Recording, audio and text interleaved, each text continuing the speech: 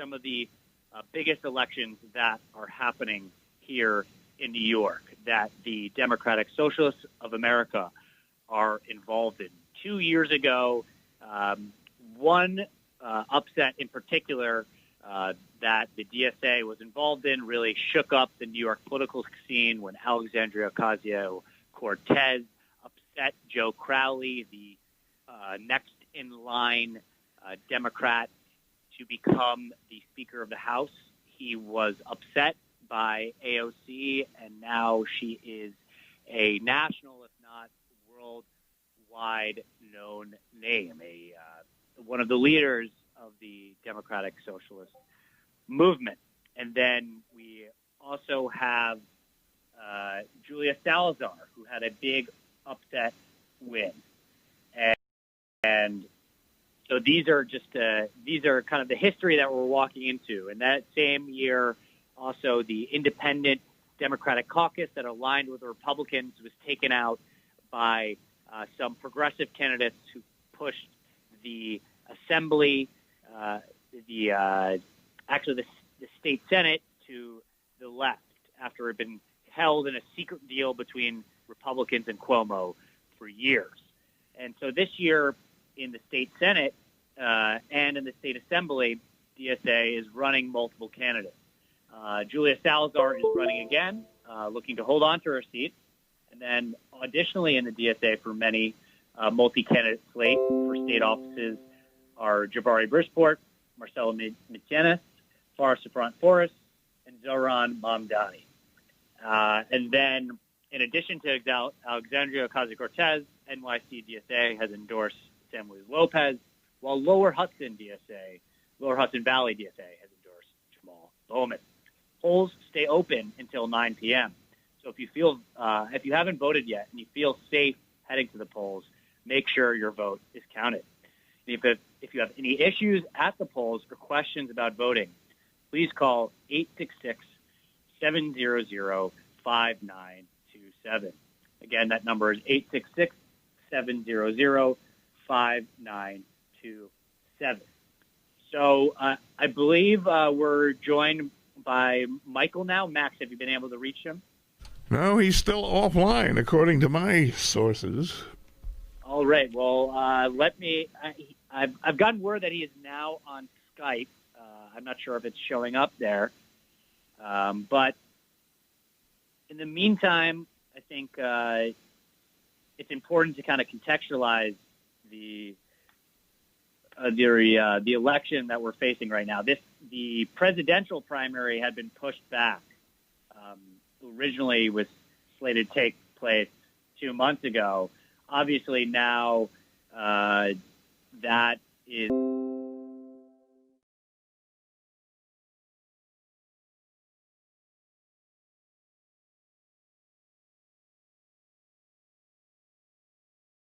the 16th district where he is facing off against Elliot Engel. Engel is someone who has been in that seat for years upon years, and he's holding on to it. He said earlier this month that he wouldn't even care about anything that's happening now, specifically, I believe, referring to the protests in the streets if he wasn't being challenged. Someone who lives down in Maryland seemingly couldn't find any nice place to live in Westchester, which is a bit surprising, but maybe he just wants to hide from his constituents.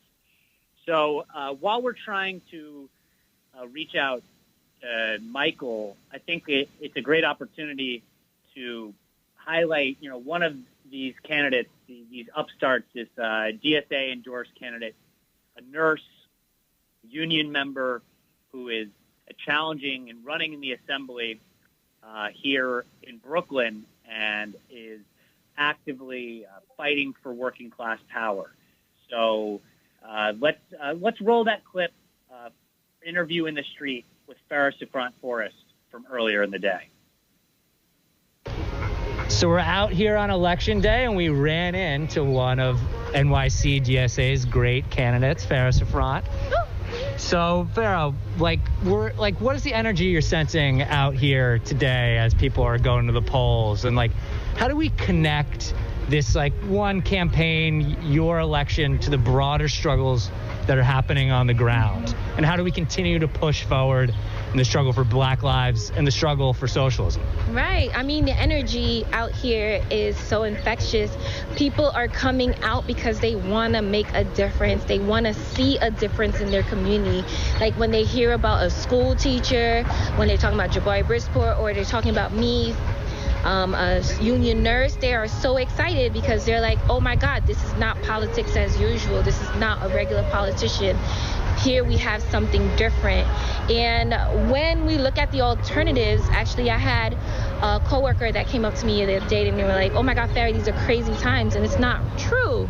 Like, we're talking about well-controlled times. We're talking about time to organize, time to strategize. Like, this is the time that we were waiting for when we talk about change and lasting change that really will make a difference to the people in this community. So to be a part of that, to be the alternative, is just it's an amazing experience. Well, thank you so much for taking your time out of your day to talk with us, and we wish you the best of luck. Yay. So that was Farrah Safrant Forrest, who is one of the many candidates on the DSA for many multi-candidate slate for state offices. So while we're we're waiting to hear from Michael, I think it could be a great time to hear from our listeners. It's been a long time, actually, on Revolutions per Minute that we haven't been able to take calls because in our time slot, it's not available right now. So this is very exciting for us. And I'm sorry, I'm just trying to pull up the number. I don't have it memorized. That would be 212-209-2877. You heard it from the man himself, Max. So that's the number. If you want to call in, you want to talk about this election, if you want to talk about what's going on in the streets in the struggle for Black lives, if you want to talk about the anything going on with coronavirus, we would love to hear from you. So give that number. If you could give them that number just one more time. 212-209-2877. All right. Well, we wait to hear from our listeners. I think there's so much going on right now. This is a really, really crucial moment in our history. We are, we're living through an uprising that we haven't seen in this country at least since the 60s, and it's kind of sustained in a particular sense that is distinct from those, although, there's still a lot to dissect. We're still kind of living in the moment.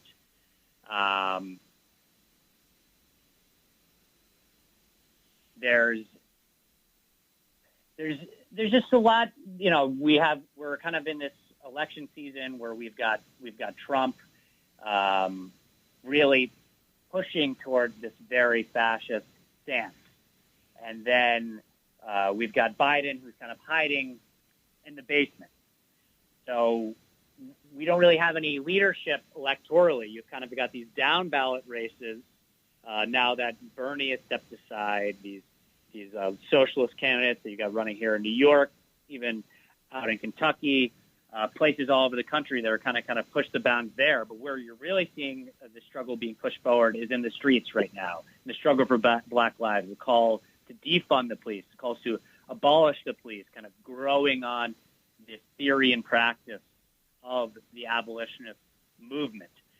So there's a lot of very, very exciting developments, and I think it's a great time to pull out some audio that we have from people on the streets. And this past Friday, there was some very exciting actions happening for Juneteenth, and one of these in particular was out by City Hall, and there was a great speaker there during the march. Khalil, we're trying to also going to reach out to him and give him a call. But first, let's play this audio of him live at the march giving a speech. They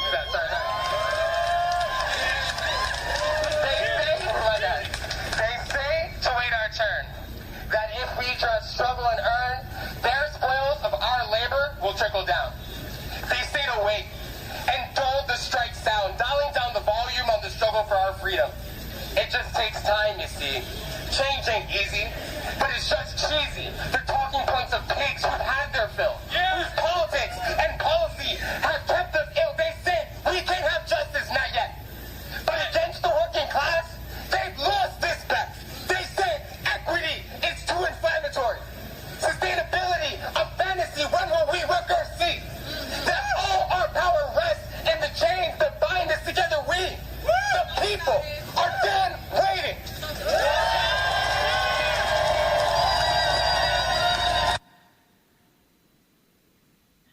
So that was Khalil out at the Defund the Police rally.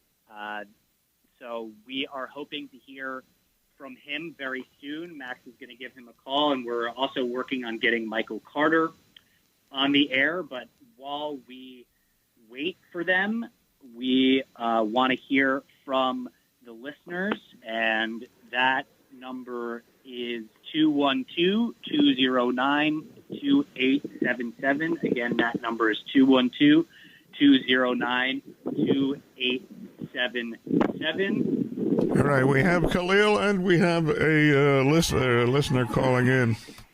All right, let's first we're going to go to Khalil, and I just also sent you over a new number for Michael. Hopefully, we'll be able to get him on the air. And then we can hear from our listener. But thank you so much for calling in, Khalil. We hear that you're kind of always out in the streets, which is very exciting. But, if you want to talk about what you're doing right now, we'd love to hear it. But if not, also, you're not just in the streets. You're kind of also someone who does both, hits the streets, but also helps out electorally doing phone banking. So maybe you want to talk about kind of the importance of both of those aspects, building power, pushing politicians, but also getting the right people in office strategically so that the socialists can actually achieve some of their demands to increase space to build further power in the streets.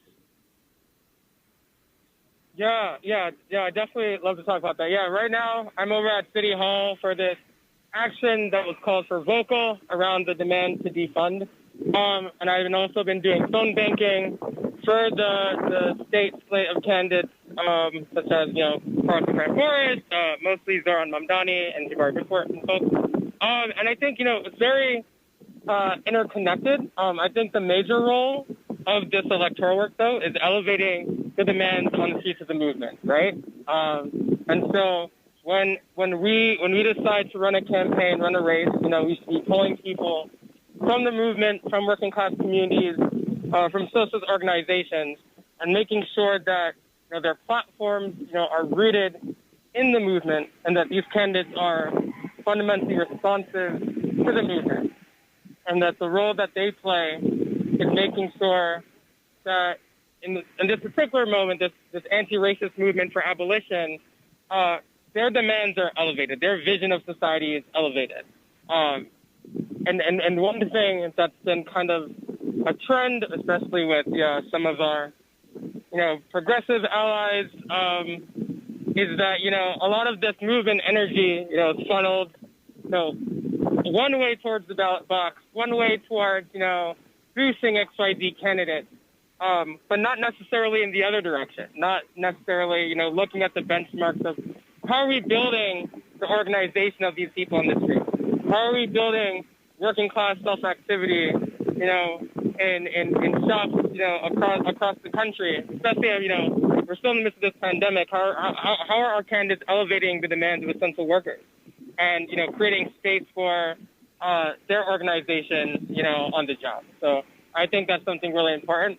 And what's good about, whether, we're phone banking, knocking on doors, canvassing in the streets, allows us, talk to people, about politics and, what politics means for them.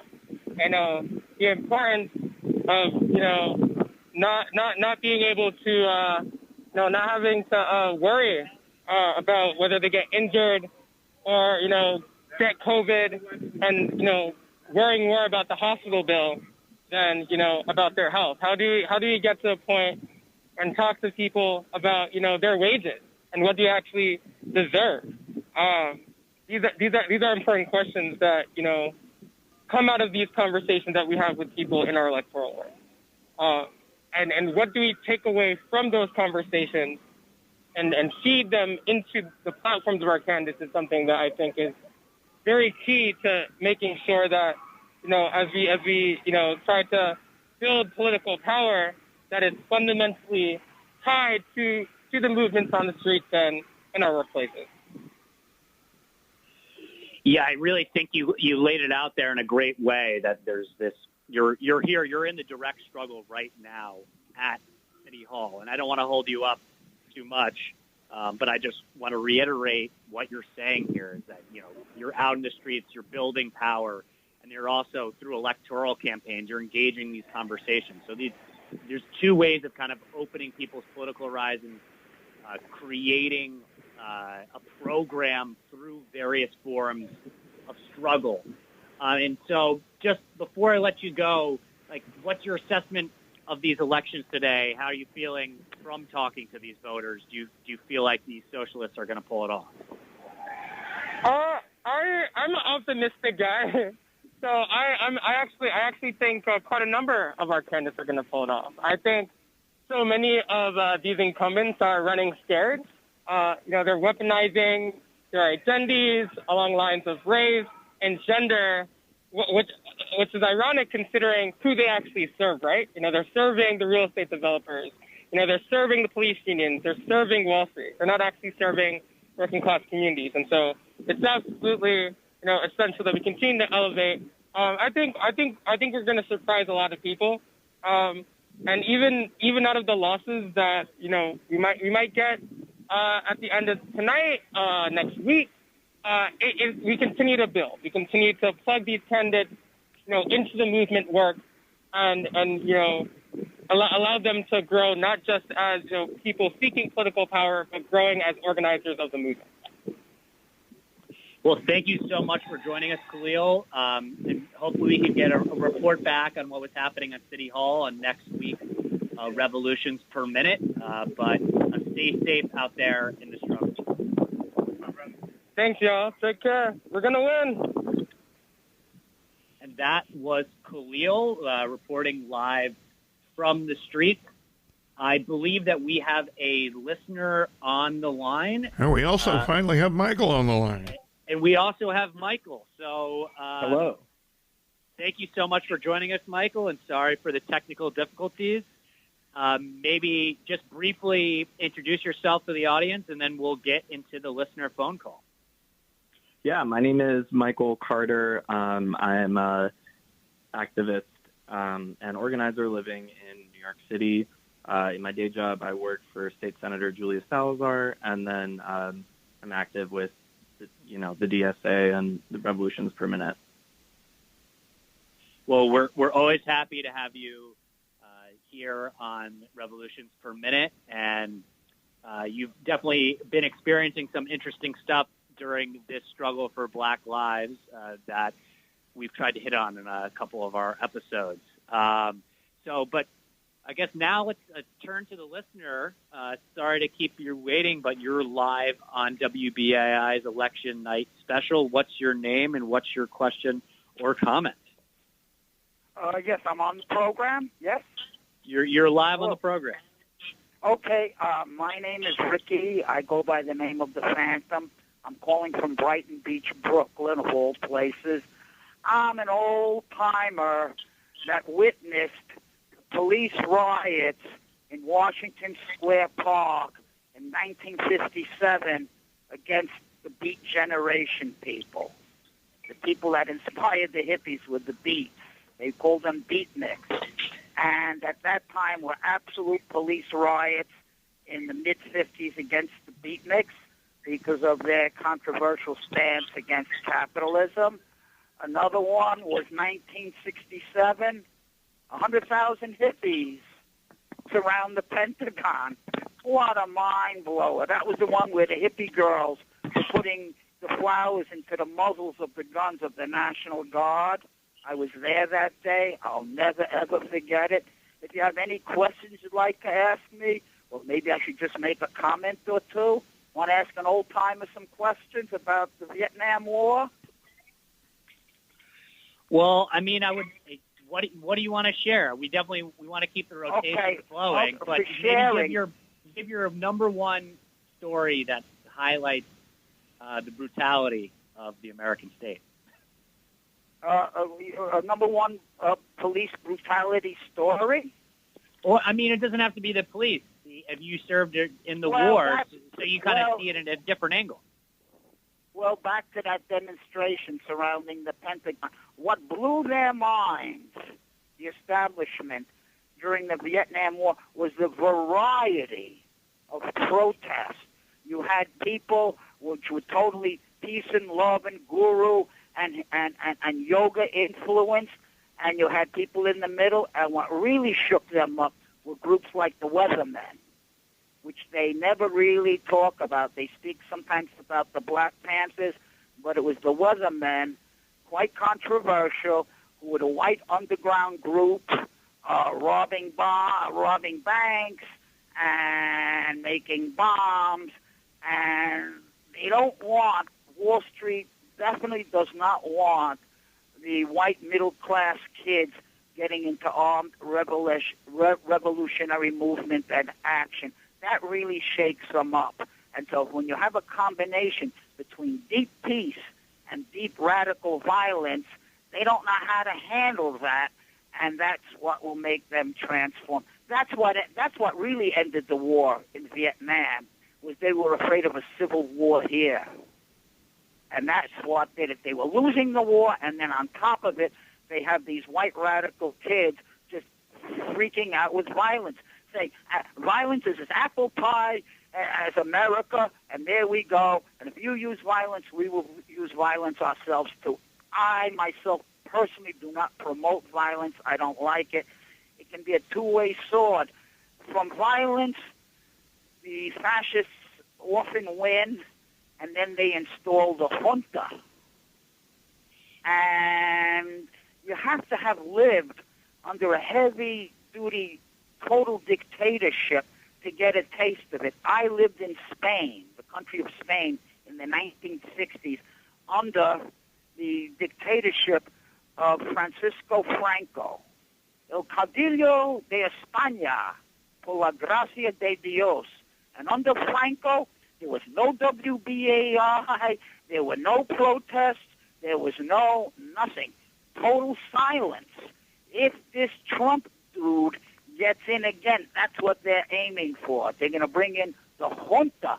Goodbye WBAI and goodbye any other progressive movement, and you just keep your mouth shut or they crush you, and heavy-duty torturing. I'm 79 years old. What can I possibly tell you? I'll leave the phone off now. The Phantom has expressed himself. Another quickie, too. There's 193... Thank you so much, we got to roll to our next Listen, segment. there's 193 countries on the planet. This is the worst one of them all.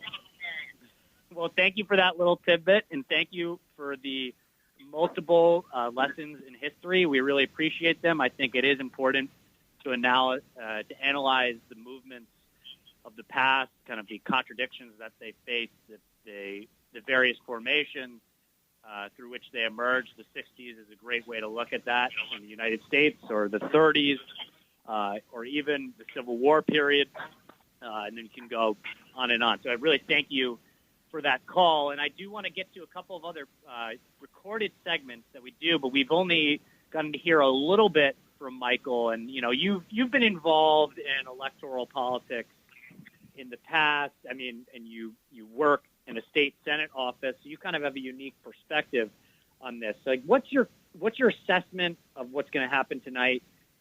it doesn't really look like we'll get most of the results for a couple of weeks because of this absentee process.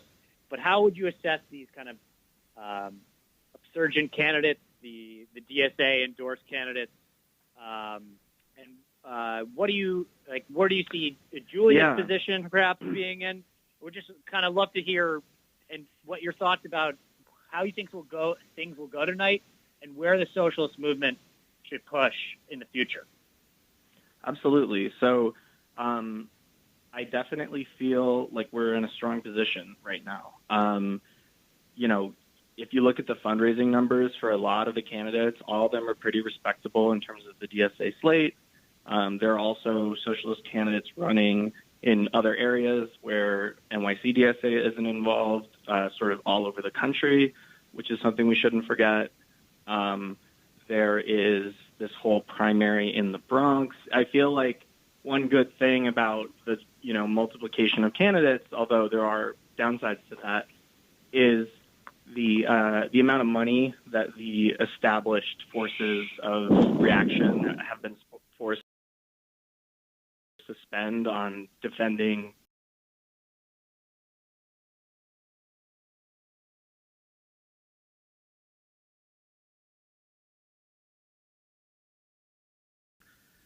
people against primary.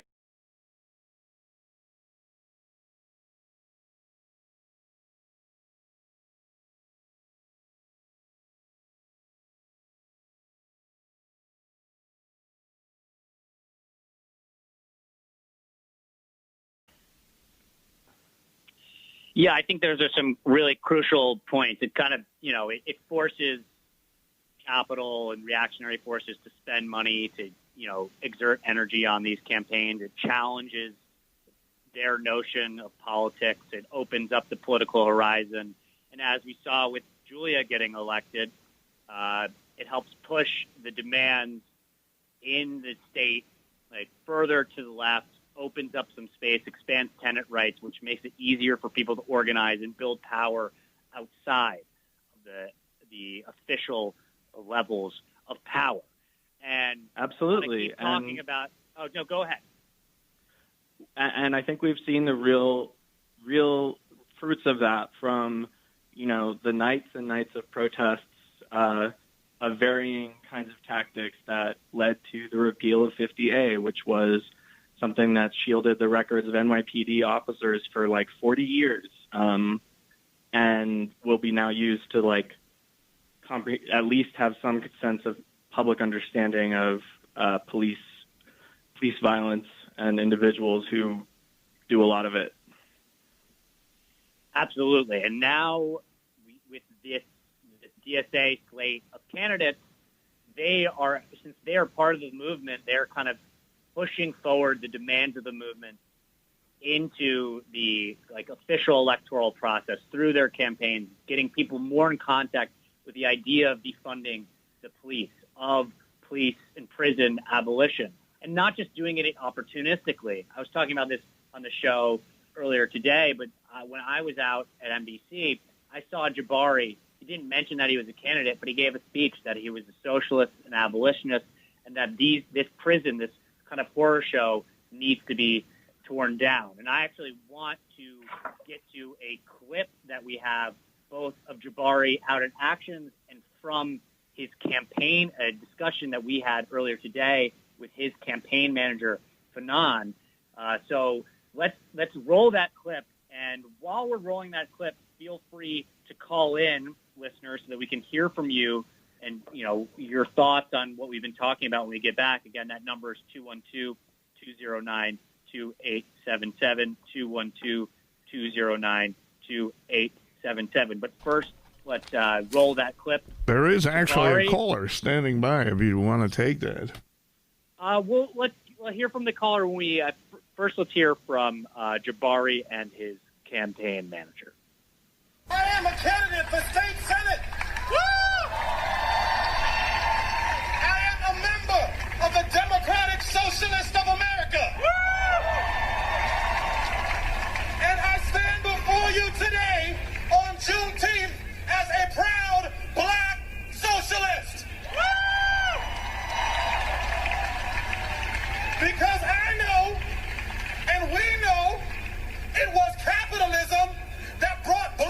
people to this country as capital. I'm Fenon Laka. And what's your role in the campaign? I'm campaign manager for Jabari Brisport. And I guess maybe, so what's today kind of been like? You know, it's election day, but we're in this totally different election cycle like we've never seen before.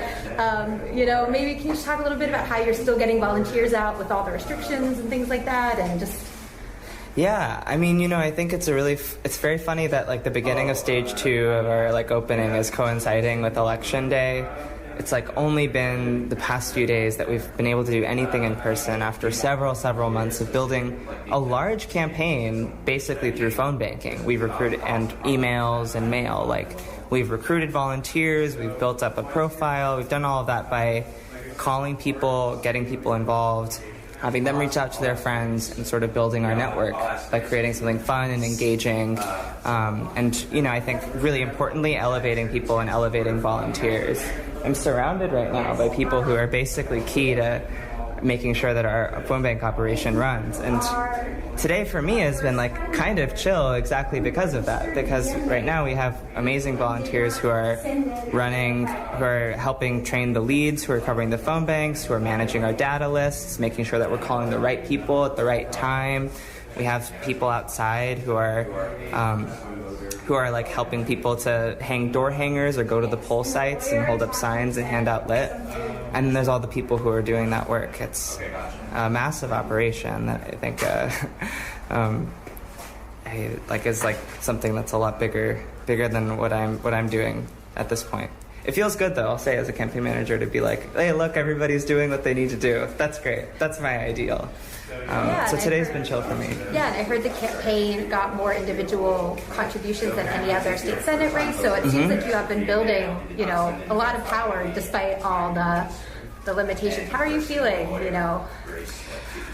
I am feeling like it's amazing that there are so many people who have donated to our campaign.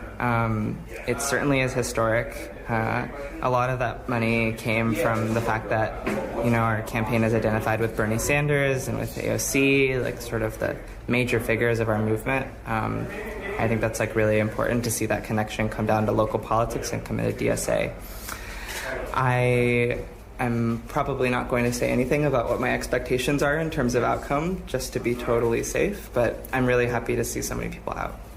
And we will not find out the results tonight. Can you talk a little bit about, you know, this process with so many absentee ballots and also how the campaign had to adjust to that as well? Yeah, well, definitely it was a major adjustment. I talked about phone banking. You know, with a left-wing campaign, a DSA campaign, the way that we do this normally is by knocking doors, knocking tens of thousands, hundreds of thousands of doors. And we've made hundreds of thousands of phone calls. We've made more than 300,000 phone calls at this point, but that's quite different. The way the voting works is like pretty simple, or like basically like instead of having... Actually, it's not so simple, it's kind of complicated. There are 3 ways that people are voting in this cycle. People are voting by absentee, and 44,000 people, I might be a little bit off, but roughly 44,000 people in this district requested absentee. Our turnout in 2018 in this district was 60,000 people. So it's a massive portion of the electorate that's expressed a desire to vote. The Board of Elections has been unable to provide everyone who requested a ballot, which has created some problems, and there are definitely some voting issues that have come out of that. Our campaign's been trying to get people who really need to vote absentee for health reasons their ballots in order to be able to do that. But then, you know, we also had people voting early over the past week, and then there's today, Election Day. It definitely sounds like from the volunteers that our turnout's down a little bit today, but I think we've seen a lot of absentee ballots requested, so I'm anticipating the results will be determined a lot after tonight, since the ballots won't get counted till July 7th. Yeah, are there any stories from the campaign, or, you know, things that you were really hearing about this campaign that were resonating as people were phone banking and doing all this outreach these past couple months?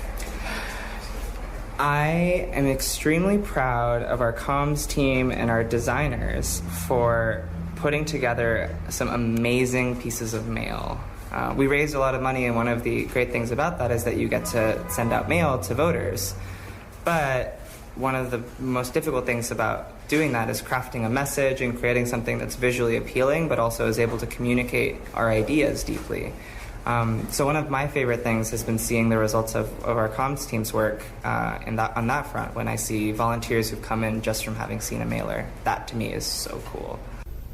It's the Brooklyn way. Hey, we got Jabari on the ballot. Hey, vote today. Hey, Jabari is a public school teacher. Bed-Stuy, do or die. We got to vote today for Jabari. All right, hey, Jabari, vote today. Jabari Brisport. Well, that was Jabari Brisport and his campaign manager, Fanon.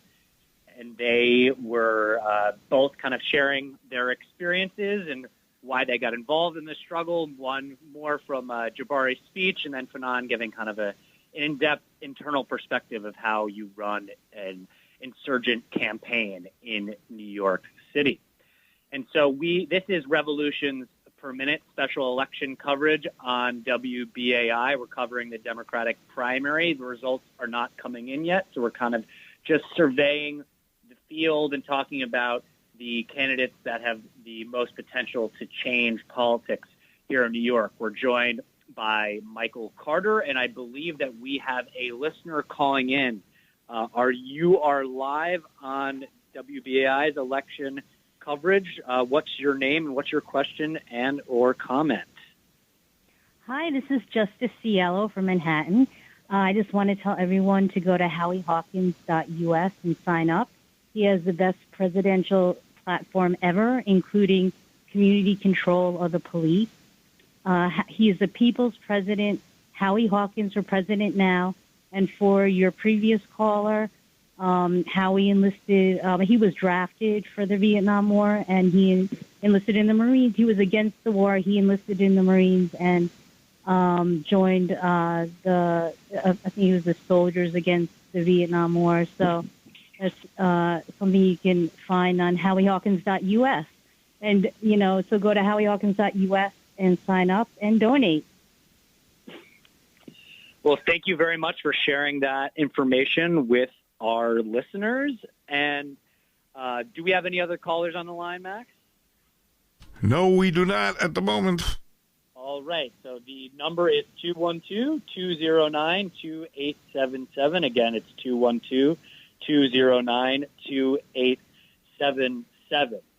So, Michael, something that you've been deeply involved in is field work in the past.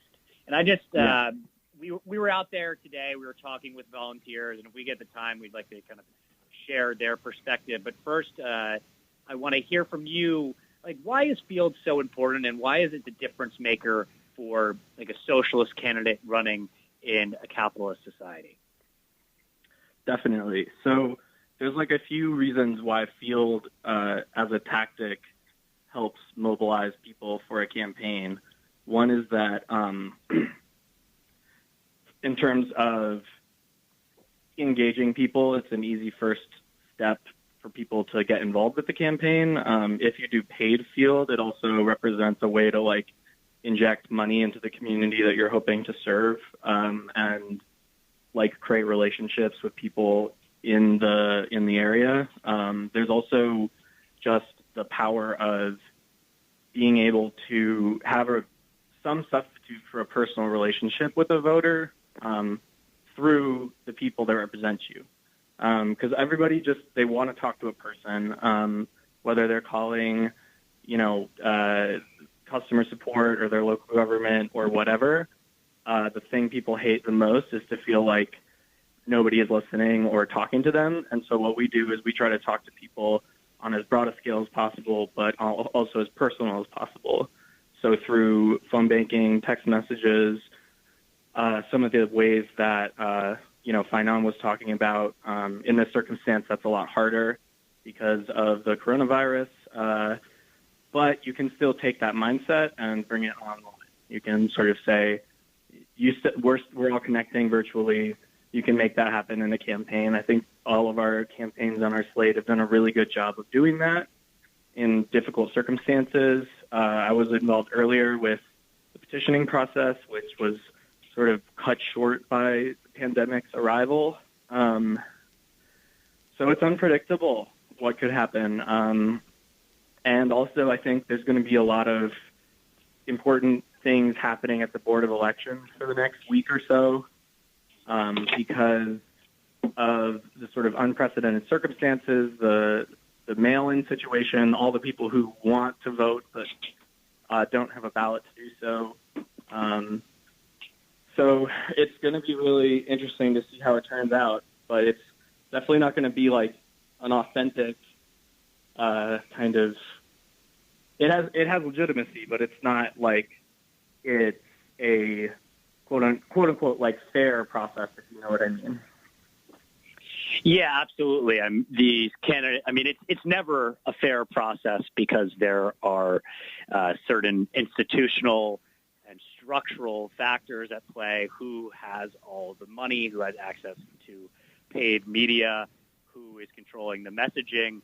You have counter institutions like WBAI that can present an alternative that's more grounded in the reality of working people, but it does not have the sort of resources that cable news or even something that like NPR that's supposed to be for the people, but is really corporate funded. So there's always those structural factors at play, but it's even more difficult in the circumstances where an organization like DSA that is so built around canvassing and its electoral strategy had to shift more into phone banking, which, as Fanon was mentioning, had major success in reaching out, making over 300,000 phone calls, but it doesn't replace the in-person interaction that is so crucial. And I do also just want to remind our listeners that you do still have another 15 minutes to make it to the polls. And if you're listening to this and you had some issues at the polls earlier today, you want to make sure your ballot is counted, you can call 866-700-5927. And if we've got any listeners that want to call in, talk about the primary elections today, talk about what's going on in the struggle for Black lives, talk about the deteriorating economy, what they see coming in the future, coronavirus, all the various struggles and crises that we're living through in this world historical moment, that number you can dial is 212-209-2877. Again, that number is 212-209-2877. And we have two callers, and I just put one of them on. All right, great. Well, you are live on WBAI's election coverage, our special coverage of the election. It's not a special election. What is your name and what's your comment or question? Well, my name's Russell, and I'd like to comment on that caller who said that violence is American as apple pie. I assume he's going to be out lighting fireworks and not voting tonight. I think the whole voting process is a fraud. I think by participating, we're only encouraging people. But I'd like to ask you guys if you think that this mask thing with the coronavirus is a way of silencing us. And I'll take your answer on the air. Thanks a lot.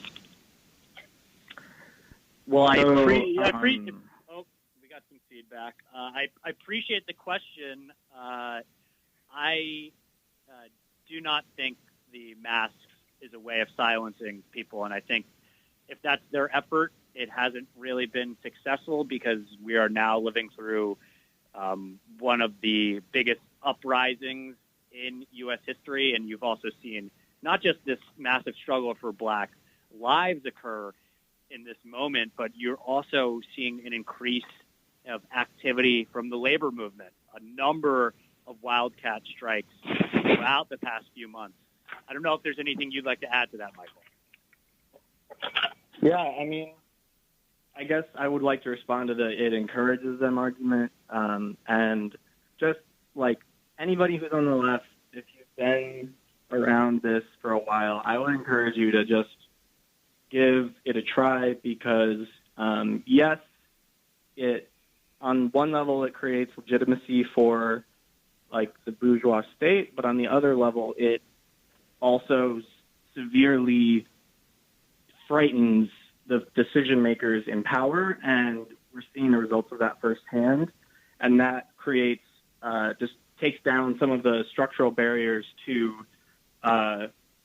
sort of transformative change that exists in the United States today. So, stuff like the tenants' rights package, which makes it so that tenants aren't so completely dominated by landlords as they were previously, or, just high-profile things like with the Alexandria win. Like without that, you don't have all these challengers just springing up out of nowhere. Most of them are going to get mowed down, but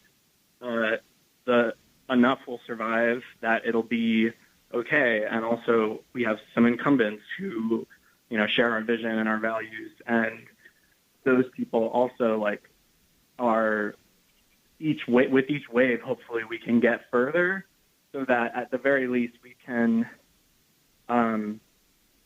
use the levers of power to the extent that it's possible for our vision until that doesn't work anymore.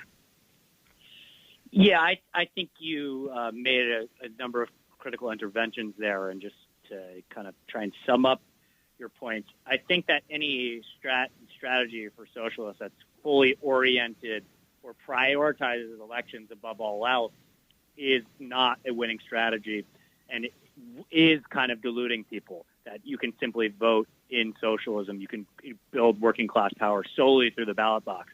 But I think also to ignore it as a front leaves the left isolated. It makes people disregard socialism as an alternative. So I think it's a space in which to both kind of challenge the hegemonic power of capital and its ideologies, as well as create space through certain legislative victories so that it's easier to organize and build power. And I believe we have another listener caller on the line. You are live on election coverage on WBAI, hosted by Revolutions Per Minute. What is your name and what is your question and or comment? Hello, I'm Zabby, and I just wanted to piggyback on the woman who called on behalf of on behalf of Howie Hawkins. He is for a public banking system, and it turns out that the squad, and by the way, I heard Economic Updates June 10th program where Jimmy Dore was interviewed for 15 minutes and pretty much was given the whole 15 minutes, which was very good. I liked hearing him. And he said that the squad and Bernie Sanders were failures, that they had no political, at least Bernie was a political coward. And unfortunately, the squad Bernie voted for the CARE package, which gave every American, maybe some of them, most of them, $1,200 only. But yet, these people voted for $4 trillion to bail out the banks again, right under the radar. Most people didn't even understand it till Trump said, oh, this is a $6.2 trillion bill, the biggest bill in history, standing between Nancy Pelosi, who gave him money for his wall, and for dropping bombs on people. So we have Howie Hawkins, who wants to save the post office of the United States, who wants to get a banking system for the public, as opposed to this banking system that is so corrupt.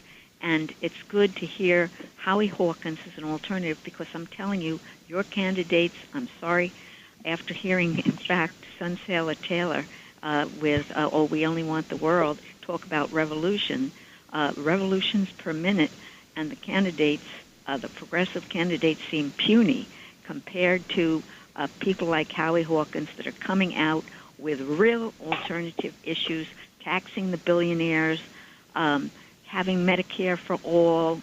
I don't hear any issues coming out, just a lot of rhetoric and flowery talk. Oh, yes, it's a wonderful day at the campaign, and I feel great. We have everybody doing what they should. How about talking about the issues that you stand for, this vision, that this Michael, your guest, talks about a vision. What vision? What vision? And how many candidates do you have? I'm glad you did say, though, that you can't put voting aside, but really, I'd like to hear more from you. I'm so disappointed in Bernie Sanders as a socialist Democrat or a democratic socialist or whatever he is. And it's just a disappointment that he backed out of this campaign. He's probably going to lose the primary here. Nobody's talking about it. Nobody's supporting him. I'm just so disillusioned with your so-called progressive candidates, the so-called Democratic so-called socialists. Where is the meat and the potatoes? Where is something? I'd rather vote for Howie Hawkins, a Green Party person. So, thank you very much for your comment. We appreciate that. In terms of his platform, I think Howie Hawkins is great in terms of his chance of actually delivering anything for working people. I don't really see it. And if you're interested in the sort of politics, the policies that we represent, we talk about them every single week on Revolution Per Minute at 5 p.m. on Tuesdays. And you can also go to our various NYC DSA's policy platform, our various social media spots, and most of us, I would say, there is a big tent in the organization, fully support Revolution and are do not see our political horizon in Bernie Sanders or these other political candidates. But I would like to counter Jimmy Dore being a source of good information. Jimmy Dore was out there a couple years ago propping up Lava Jato in Brazil, saying this is a great anti-corruption leader, the guy who ended up putting the fascist Bolsonaro into office. So I would really, if you want to be taking your information and you want to be pushing for working class power, listen to people who have a Marxist analysis that is grounded in the material conditions, that have an understanding of internationalism, are rooted in the actual struggles in the ground. This isn't merely just about saying this populist rhetoric. It's about engaging in the actual struggles that are happening, building working class organization. And yes, obviously, like we have said many, many times on our programs, supporting policies like Medicare for all, or if you want to get more local, our candidates are the ones out there pushing defunding the police and increasing the funding in schools, and eventually leading towards an abolitionist horizon. And we could go on and on about the Green New Deal. And again, I think Howie Hawkins has a really great platform. I wish he had a chance to win, but I'm also not going to offer up kind of fantasies to the listeners here at WBAI that he actually is. I think real struggle is to build power in the meantime. I think I think we're getting to the end of the show. And you sure are. Michael, one last comment before you got to hop off. Well, I was thinking about Abraham Lincoln and the enemies of the truth. Michael, are you still with us? If not, it looks like we're being pushed off anyway, but this was election coverage on WBAI. We will keep you updated with the results as they come in. This is Jack Devine, and I've been doing special coverage for Revolution Per Minute. Thank you very much, and we'll see you on RPM Tuesdays at 5 p.m.